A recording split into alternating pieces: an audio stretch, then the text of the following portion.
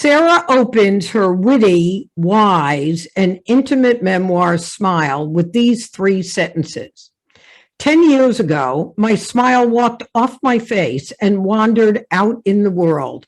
This is the story of my asking it to come back. This is the story of how I learned to make my way when my body stopped obeying my heart. These words illustrate the reason Ruhl has been awarded the MacArthur Fellowship, been a two-time Pulitzer Prize finalist, produced over a dozen plays and 3 previous books, all of which I have adored. She manages to be clever, humble, succinct, and slyly philosophical. Sarah writes, my years of writing plays tells me that a story requires an apotheosis, a sudden transformation, but my story has been slow. The nature of the chronic, which resists plot and epiphany. Yet her story, a high-risk pregnancy with twins, a dire liver condition, celiac disease, and a decade-long search for a remedy to Bell's palsy, has everything a reader might want in a memoir. Honesty, humor, and most profoundly, an exploration of how a misalignment of our interior and exterior selves creates a crisis of identity and connection. Sarah, welcome to Just the Right Book. Thank you so much. Thank you so much for having me. Oh, my pleasure. Just so that our listeners know, this is a first after 300 and something episodes. Sarah got a flat tire on her way back from Providence, and she has been game to do this from Zoom in her car on the side of the road. So extra welcome to Sarah Ruhl. Thank you, and extra apologies for disappointing people earlier and being beset by difficulties. So thanks for having me as I am. So Sarah, as you know, it happens. Yeah. Exactly. So let's start with the news that you were pregnant with twins. Here you are about to open your play in the next room, or the Vibrator play at Lincoln Center. They put you on bed rest.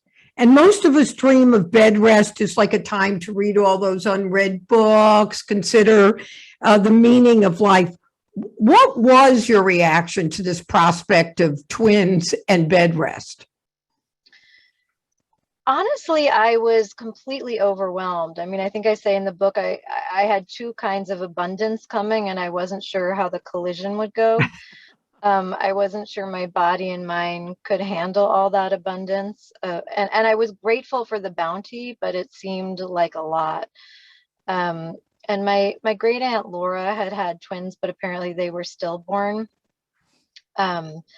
which I didn't know until later. And twins can run in the family on the mother's side, skipping a generation. And so I think I was also just worried about whether my body would be able to deliver the twins safely. And you have a daughter. You had an older daughter. Yes, I still have an older daughter. Yeah, thank God, who's 3.5 years older than the twins. And so you go on bed rest, your play opens, and it's one of your plays that got nominated, was a Pulitzer Prize finalist.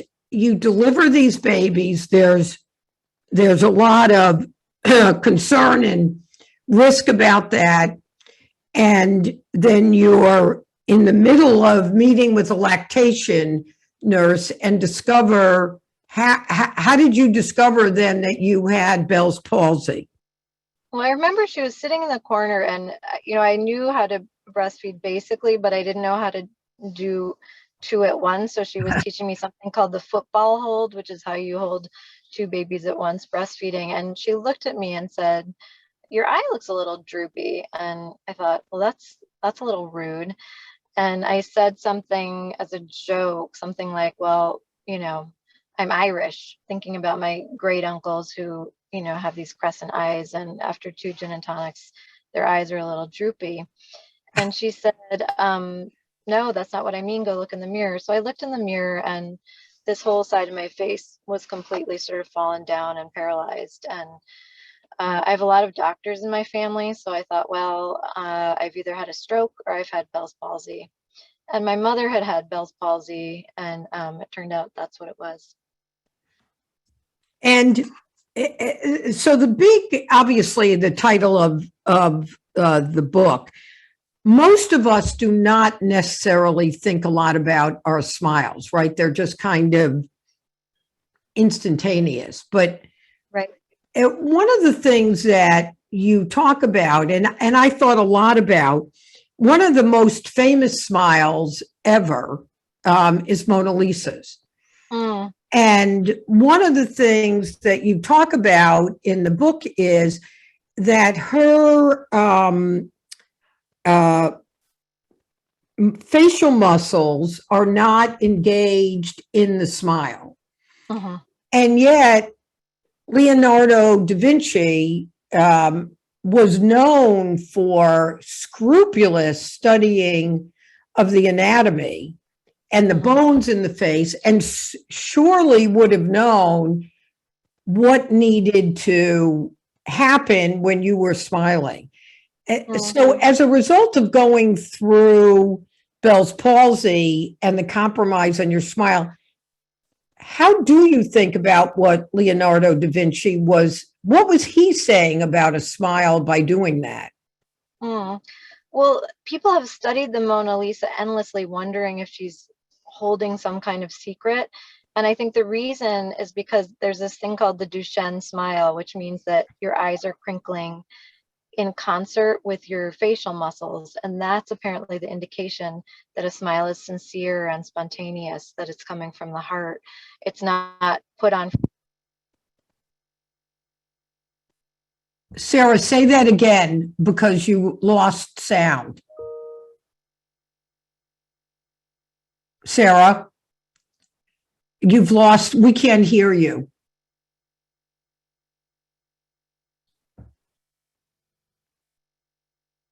Yeah, we're not hearing you.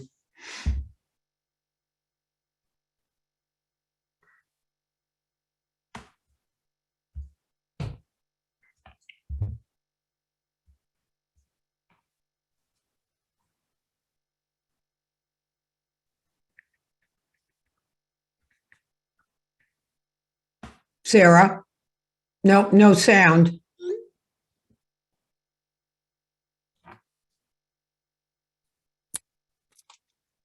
Is there any sound now? Yes. No? Yes. God, I'm beset with problems today. Don't know. Sarah, let's try to do this another time. Can you hear me now? Yes. God, what is going on today? Anyway. Sarah, well, we'll try for another few minutes. If it happens again, I think that we'll just reschedule. Okay. So I'll re-ask the question of what do we think Leonardo da Vinci was trying to say about smiles, given, you know, we have a painting that has been studied for centuries about that smile. Yes. It's really interesting, and people have studied that painting for years, thinking that there's something spurious about her smile. And the reason they think it is because the eyes are not acting in concert with the lips. So was he trying to say there was a secret? Was he trying to say she was secretly pregnant? She was hiding something. She was actually a self-portrait of Leonardo da Vinci. She was actually a man. So the idea is that when the eyes don't match the mouth, people wonder why. And the spontaneous smile, the mark of it is the eyes crinkling. So I think that was another hard thing about Bell's palsy, is it makes it look like your smile is not spontaneous. So it's not sincere.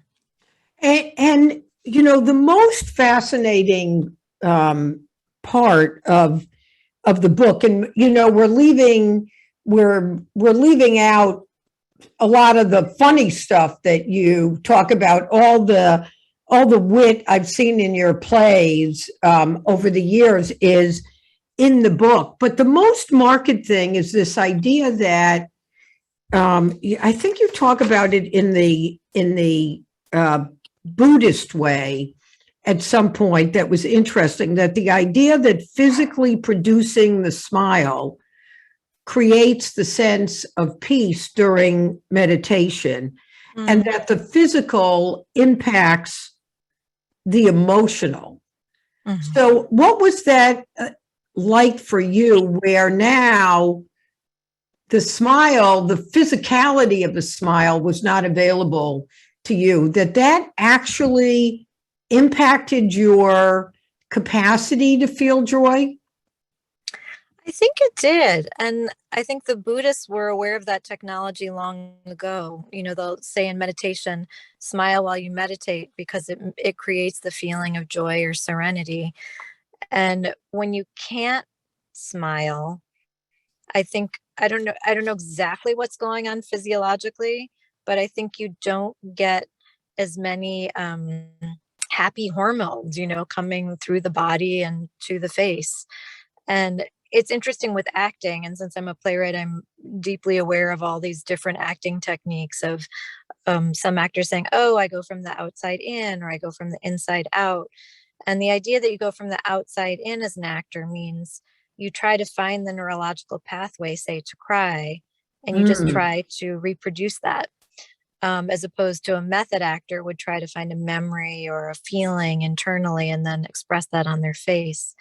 But I think with Bell's palsy, it really disrupts the synergy between the inner and the outer. And Sarah, the other thing it made me think about, because, you know, obviously during the pandemic, we've been wearing masks, and, you know, we've been reminded of this idea that the eyes are the window to the soul. Now, the left side of your face was paralyzed, and it was only into extended period of therapy that you could even blink.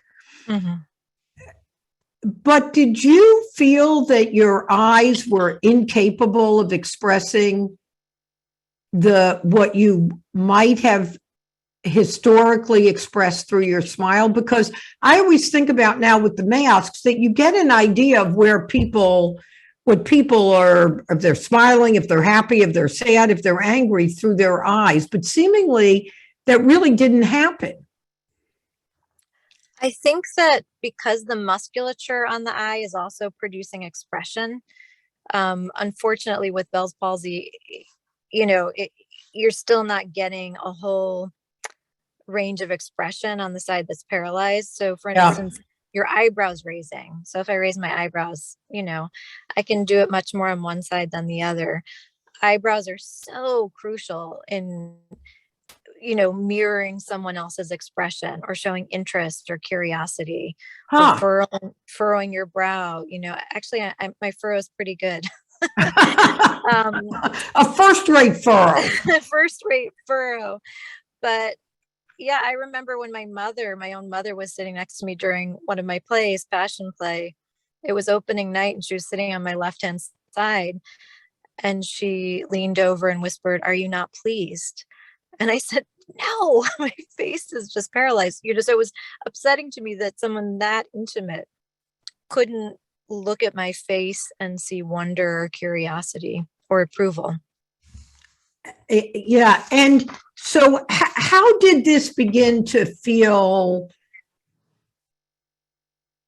to you in terms of being connected to the world? I mean, did it motivate you to want to withdraw? What started emotionally happening? I think I started to withdraw more and more. And I think because I'm a writer, the observer stance is very natural to me. And I think I just went even further and more deeply into that stance. So in a conversation, I'd just be much more apt to observe. Or at a party, I'd be much more apt to observe, or I'd be apt to not go to a party at all. And I think, you know, just in terms of having children, I was always behind the camera, you know, not in front of the camera. I was always looking at. And I realized later, I was looking for some old pictures and videos of the twins. I was so worried at the time that they wouldn't feel my love and my joy. But I realized later, looking at these videos, that my voice was communicating the love and the joy and the interest, that was still present. So I do think there are ways we compensate with other senses and other abilities. And I thought about in the book, when you talk about the worry about your kid's reaction, you mention Alice Walker's dedication of her book to her daughter, where she writes, "Who saw in me what I considered a scar and redefined it as a world." Mm. Would you agree with that? That is how your kids understood you, and that they didn't necessarily even fathom your worry? Absolutely. I mean, we talk about unconditional love from parents to children, but one thing that's incredible is unconditional love from children to parents, and their sometimes total acceptance of the whole person that you are. And I remember after I wrote the book, I was talking to my editor, Mary Sue, on the phone, and my daughter Anna was overhearing our conversation. And when we finished talking, I said, "Oh, Anna, was that interesting to you?" And she said it was. And she said, "Mom, I always thought of your face as kind of like a house, a beautiful house. And one day a wall suddenly fell down. And you kept trying to rebuild it brick by brick, this house, and you couldn't quite do it. But Wow. all we saw when we looked at you was your face, which to us was our house. We didn't see that a wall had tumbled down. We just saw our Yeah. home." So I thought, well, God, if you'd said that Sheesh. 10 years ago, Anna, I might not have written this book, because I felt so seen by her. This morning, do you subscribe to Letters of Note by Yes, any I chance? love that. So I do too. And this man, Sean Usher, writes it or produces it. And it was very funny. This morning, his email wrote that he was a little blitzed because it'd been 3 weeks since his baby was born, and he shouldn't even be operating heavy machinery.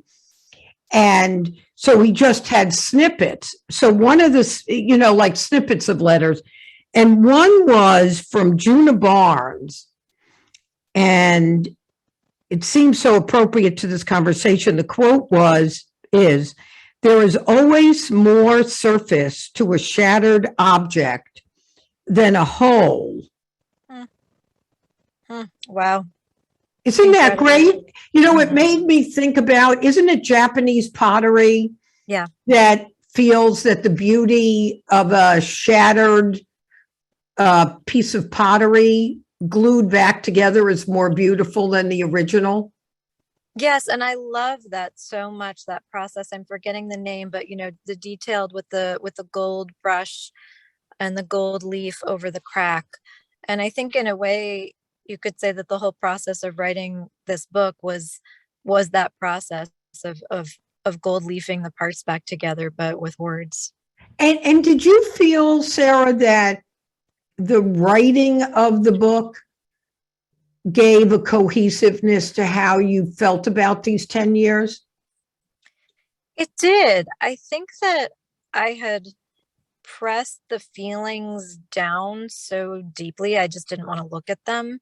And so writing about it, creating a narrative, creating a new story about it rather than kind of the story I'd been receiving from experts about my face, was crucial. And I think even in the most literal sense, I think I got better because I was avoiding doing anything to help the face, partly because the neurologist I saw said it wouldn't help. But in the course of writing the book, I thought, well, I'll try anything that won't hurt. I'll just investigate. And it turned out physical therapy helped me a great deal. And I didn't even start it until I was writing the book as kind of part of the investigation. Yeah. So there were two things that occurred to me that this is reminding me of. One is, in many, many cases, I think you say in the majority of cases, Bell's palsy disappears within a short period of time, like it did for your mother, like it did for Angelina Jolie. And yours went on for, over a process of 10 years. But do you think it made me think about, would you be better off if you were told, look, this is just what it's going to be, so learn to live with this? Or did the prospect of there potentially being a solution help? Or did it delay you coming to accept it? I think in my case, the lack of hope given to me by my neurologist was not helpful. Yeah. And made me feel like he was in control of the narrative. And he was sort of saying, nothing you do will help. The only way you'll get better is experimental neurosurgery. So it made me feel like, and by the way, the words experimental and neurosurgery, I think, should not be put together in the same sentence. At least I was not about to embark on it. So it made me feel as though I had no agency. So I think for me, it wouldn't have been helpful early on for someone to say, there's nothing you can do, just accept this as it is. And it wasn't true. I did get gradually better. And I was told that there's very little chance of getting better after 6 months, but in my case, it wasn't true. So I think in so many medical predicaments, there are outliers along a spectrum, but Western medicine can treat you like the center of a statistic, but you might be an outlier every which way. So they might as well give you a little breathing room. Yeah, and the other thing that I was reminded of reading the book, but you think about as people get diagnosed with things or they can't get diagnosed, is that we want to believe that medicine is all science. I mean, your husband's a doctor, but we learn that it's an intersection of art and science. Because share with our listeners all the different things that you tried in an attempt to get muscular strength back. Mm-hmm. Well, chiropractic, acupuncture, PT. I mean, I tried whatever someone would throw at me, but I think for me, acupuncture and physical therapy probably helped the most. And as you said, you were 8 years in, right? Yeah. Or by the time somebody recommended physical therapy. Yeah. And no one even recommended it. I just kind of found it on the internet. I looked and I remember seeing something called mime therapy for Bell's palsy, developed by someone in the Netherlands. And I thought, oh, great, mime therapy. If someone had told me there was mime therapy as a theater person, I would have ran to the nearest mime and asked to study. No one had recommended physical therapy because I think it hasn't been well studied and people are scared of giving people false hope. But in my case, I'd gone to a physical therapy really early on when I had Bell's palsy, and an unfortunate thing happened where I was trying to make all these expressions in the mirror, probably looking like Cosmo and singing in the rain in that one amazing sequence. Anyway, I couldn't make any of the expressions, so my face looked really odd. And someone took my picture without my permission and said, "Oh my God, that's crazy. Like, dude, that's crazy. What's going on with your face?" And took my photograph. And I felt so humiliated that I thought, well, I won't try physical therapy again. That was terrible. But when I tried later, 10 years later, first of all, I went to a woman, not a man. Secondly, I had more access to my nerves than I did at the beginning. But the third thing was Elaine, this woman I saw, had Bell's palsy herself. So rather than saying, okay, look in the mirror and do this expression, she would say, look at me and try to smile. And to me, this was crucial. It was sort of not what's your mirror, but who is your mirror? How can we make your muscles stronger to improve function? And I think I'd been thinking for too long about what I look like rather than what my face can do. And so for the physical therapy was really reorienting for me in terms of thinking of what can my face convey? What can I do? And then smiling at this physical therapist, Elaine, with her smiling in return, felt like a completely different process looking in the mirror and having a man tell me to grimace or smile. Mm. You know, the most profound part of reading your book to me was this idea that we depend on the external to convey the internal. And I wonder, were you surprised at how much this externality, if that's even a word, actually hijacked who you saw yourself as internally? Because it goes not just to the notion of having Bell's palsy, right? It goes to the idea of beauty and how women feel that they're judged, measured, valued by their beauty. And to me, that was, that's the universality of the lesson of your story is how do we, particularly as women, manage to not make the external dictate who we are? Absolutely. I mean, I think you say it so beautifully. How do we manage to not let the externality measure our self-worth? Absolutely. And I think that, the face is not the soul. The face is not our actions, nor is the body exactly. But I think there's this sort of in-between space that's very curious between the face and others, between the face and our own emotions. And I think you're right that when that's hijacked, you said, it's discombobulating. It's just quite disorienting. And I think, as women who are, say, serious-minded or interested in the life of the mind or interested in activism or feminism, we think we shouldn't put any stock in how we look, as a good feminist say. But on the other hand, how can anyone be not affected somewhat by how they look? It's in a way, it's not human nature. So I also think there's some self-deception, for me anyway, that went along with feeling like, well, I'm a feminist, so what do I care? Why should I care? Why do I care? Yeah. And speaking of feminists, so I thought about this old story, or a story that happened a long time ago. One of the quotes on the back of your book is from Eve Ensler, who I guess is now referred to as V, and we can talk about that for a sec. So she says, Sarah Ruhl's ravishing memoir, Smile, is that rare and gorgeous melding of gem-like literary insights, raw honesty, heartbreak, and radiant wisdom. It took my breath away for real, which is pretty great. But I had dinner many years ago with Eve Ensler at a book event, actually, and her play On the Body had just opened. And she was saying that every woman she ran into had body image issues. So I had said to her, well, you know what? I don't.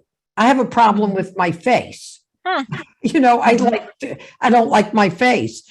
And she said, Roxanne, don't you think your face is part of your body?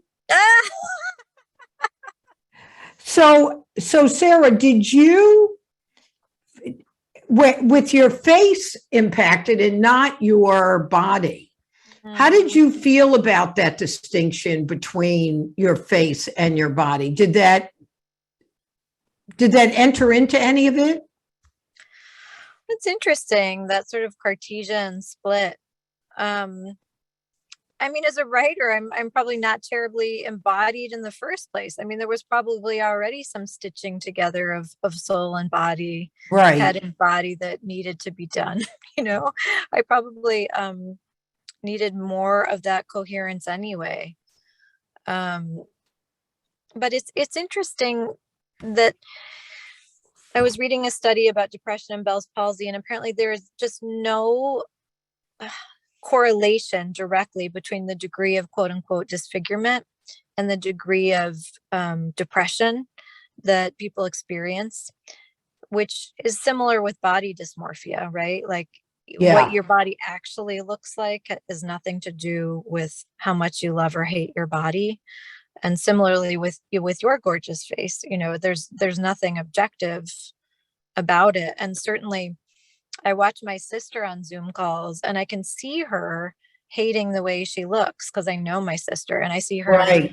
adjusting her glasses or her makeup or making expressions because I know she feels deeply self-conscious. So I know it's not just Bell's palsy sufferers who are forced in this weird Zoom age to endlessly look at their own Yeah. faces and feel like they're in a kind of circular purgatory.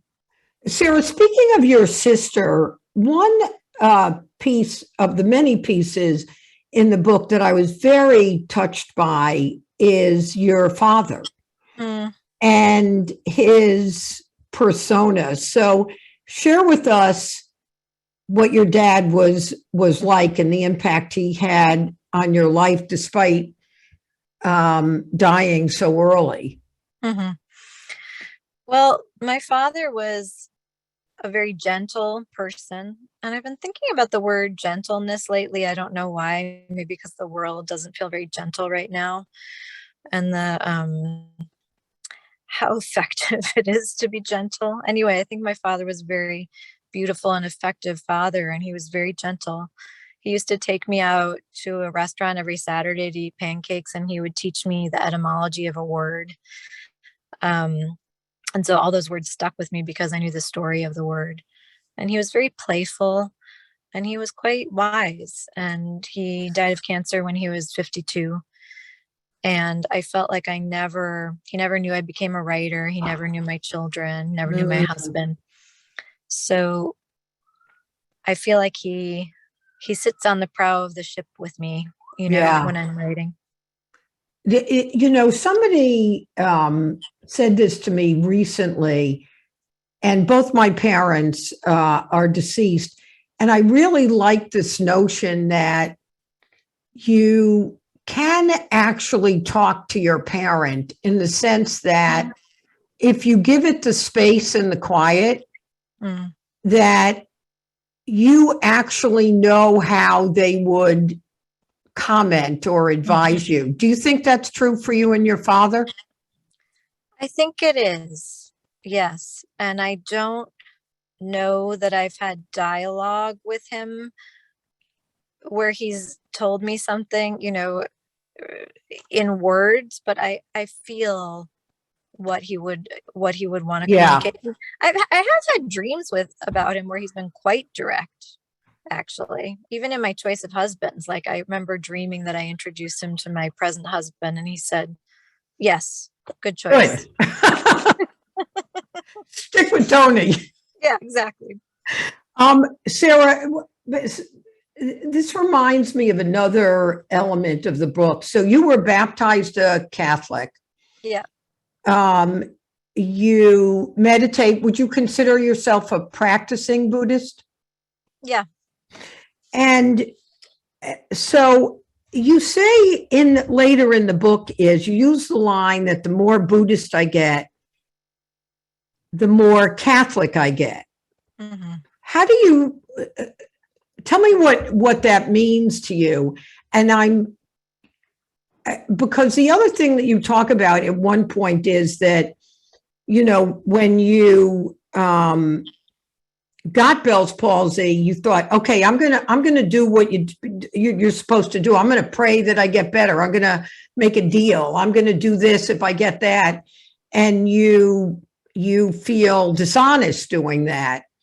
Yet I wonder how being a practicing Buddhist informs how you think about prayer in general.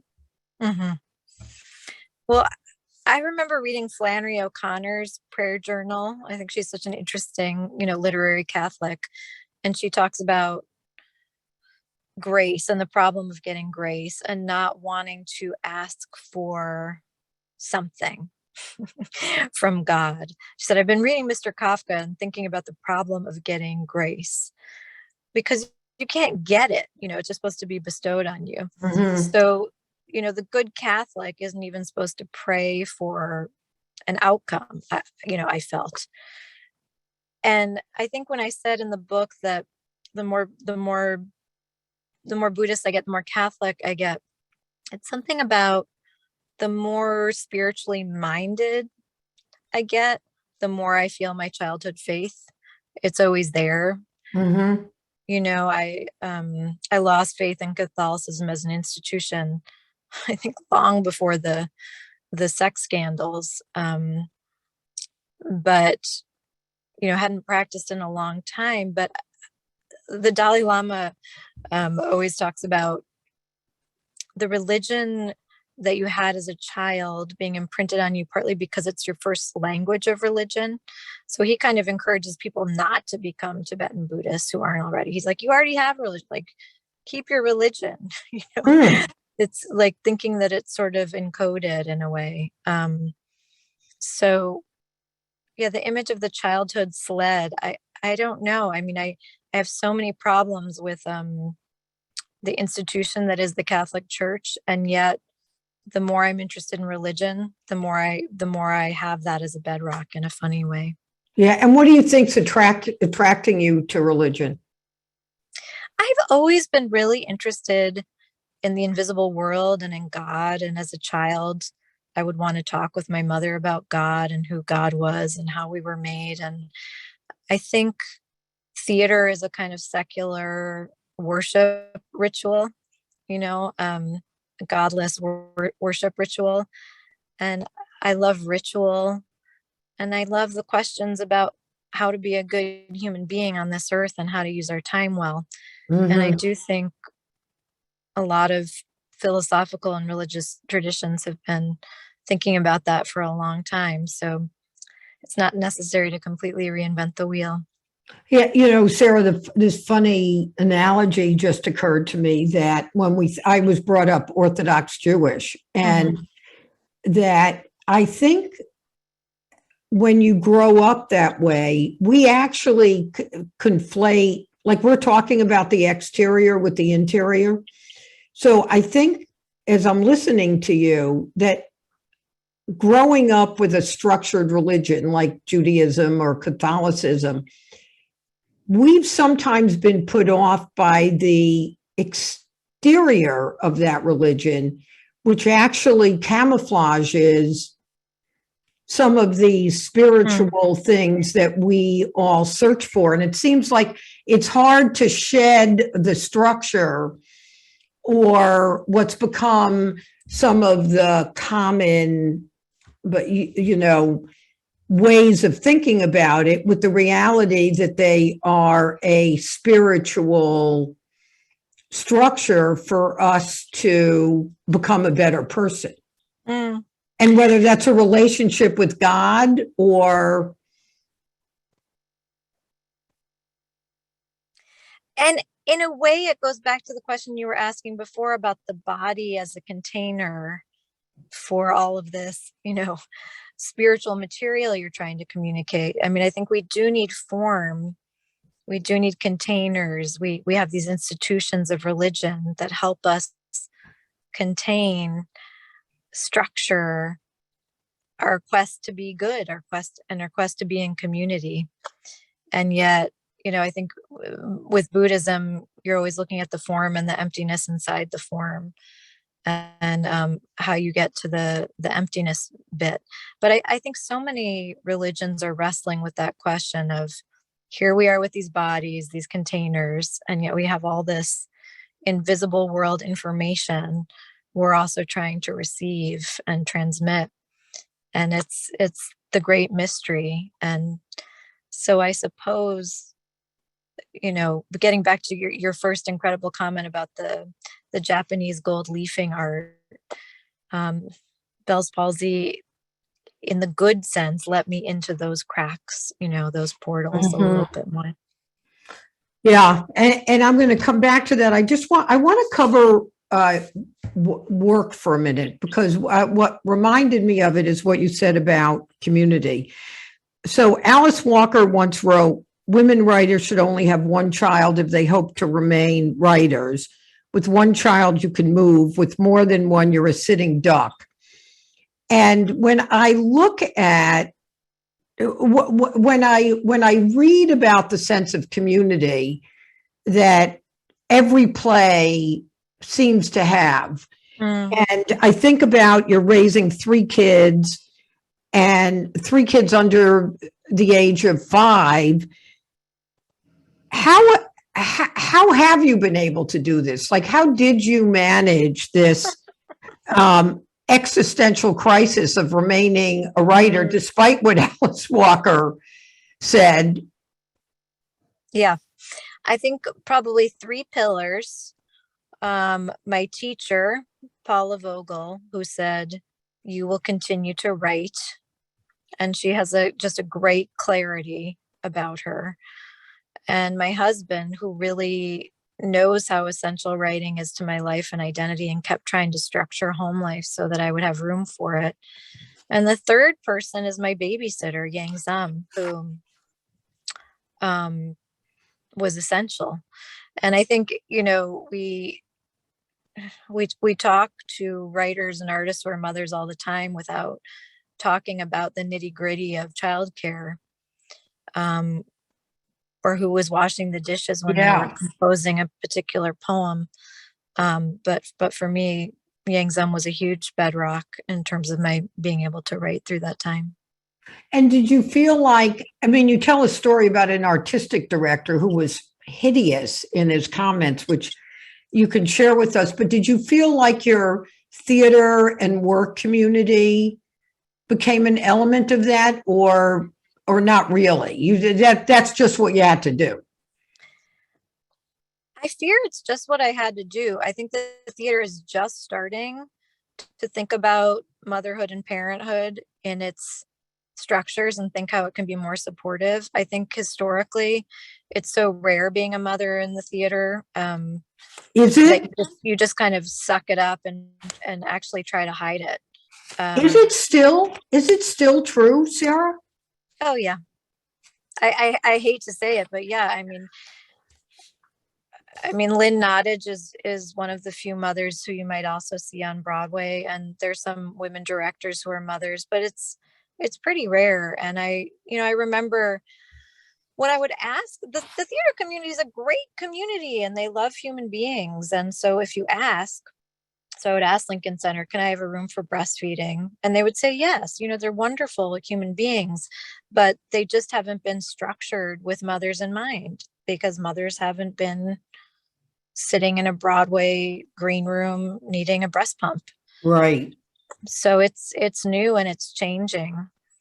And I think the more women artistic directors there are, the more it will change. In closing, I want to talk about this poem that you say is your favorite poem, called One Art by Elizabeth Bishop. And I won't read the whole poem, but I'll read the beginning and the end of it. Do you know it by heart? Should I let you say it? Gosh, do I? The art of losing isn't hard to master, even though, actually, you better do it. I might mess it up. And then okay. The art of losing isn't hard to master. So many things seem filled with the intent to be lost that their loss is no disaster. Lose something every day, except the fluster of lost door keys, the hour badly spent. The art of losing isn't hard to master. And then at the end, I'm jumping ahead, even losing you, the joking voice, a gesture I love, I shan't have lied. It's evident the art of losing's not too hard to master, though it may look like a disaster. So at the end of the day, when you finish the book, Sarah, after 10 years of an arduous, difficult journey, did you feel more like you lost something or you gained something? I think at the end of the day, I feel like I gained something. I mean, I love in that last line by Bishop, though it may look like, in the little parentheses, write it. Yeah. And I thought, like disaster, write it down, write it down. I can hear her saying, for one thing, I learned that I had celiac disease, which can lead to all kinds of other terrible complications, and which probably led my father to have cancer and die early. I learned very late that he had celiac disease by looking at his baby book. Celiac is also a genetic disease, and he didn't know he had it, but I was looking at his baby book partly while I was writing this book and found that it said, pyloric spasms, baby Ruhl, celiac disease. And I thought, oh, I think that was amazing that somebody wrote that in the album. Someone wrote it in the album. It must have been his mother, I think. And it was thought to be a pediatric disease, so we never knew.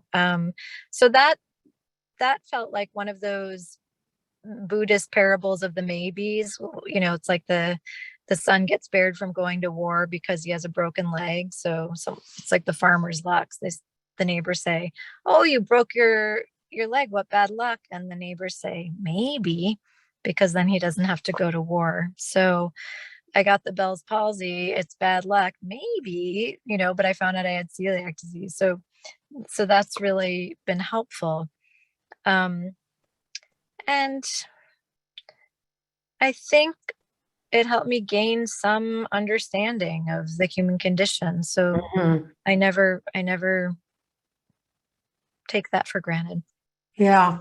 I'm going to close with something that you wrote in the book, which I thought, I'm going to write this in my journal to keep it with me because I think it's so beautiful. So you write, for some reason, what I had always seemed to know about art, that perfection was not the goal, that the appearance of a perfect craft was static and sealed the heart, whereas imperfection and the messy particular had the power to open the heart.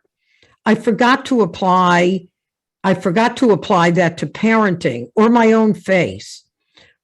Loved your line, that line of imperfection is a portal. And stop thinking of a smile as a flash of symmetry, but instead a flash of affinity. Thank you. That was, I think, Sarah, and it seems like that's, what I took away from the book is, not this idea of accept yourself for who you are, which we hear over and over again, but this notion to understand that we all are a bit of imperfection. We're all, the pottery put back together. And it is, as you say, a flash of affinity. I believe it is. I think perfection is actually quite alienating. And yet we're in this world that wants us to have perfect surfaces. So it's almost as though the world of social media wants us to be continually alienated. Yeah.